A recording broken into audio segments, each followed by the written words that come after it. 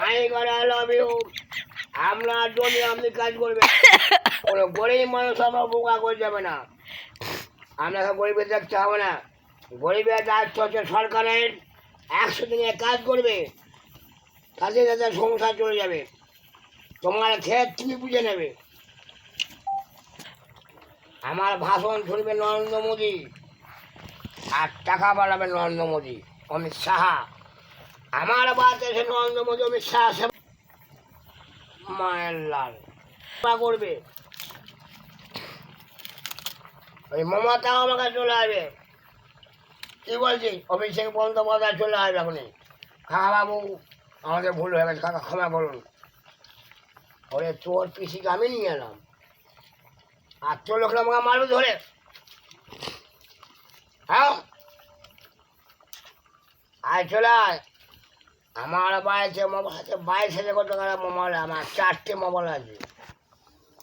4 22 কত হয় বল? 4 22 কত হয় বল? 84,000 টাকা না 78,000 টাকা। কত হচ্ছে বল?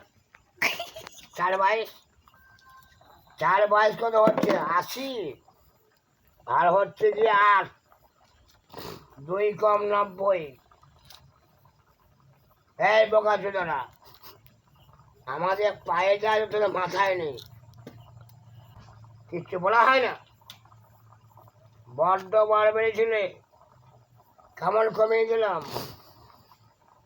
কেমন কমিয়ে দিলাম। অতি বার বেরো না, ঝড়ে ভেঙে যাবে। অতি খাটো হয় না, ছাগলে মুড়ে খাবে। মায়ের লাল, কথা কম বলবেন। বড় কথা বলেছেন, বড় মাস্টারি করেছেন, এবার পস্তাচ্ছেন। আর নবান্ন নকশালরা ঘেরাও করছে বন্ধুগণ। সিপিএম আর নকশাল এক হয়ে গেছে। গরিব মানুষ কত কষ্টে আছে সেটা কিন্তু খেয়াল করেননি। কন্যাশ্রী শুভশ্রী ঘাট করে দিয়ে আর কত টাকা ঋণ, আর বাংলাদেশের লোকগুলোকে ঢুকে দিচ্ছে এখানে পশ্চিমবাংলায়। নরেন্দ্র মোদী কি বলছে আর মিস্টার বুশ কি বলছে শোনান। কথা কম বলবেন, এইবার সব ছেলেকে গাড়িতে বাঁধবো আর দড়ি বেঁধে সব টানবো।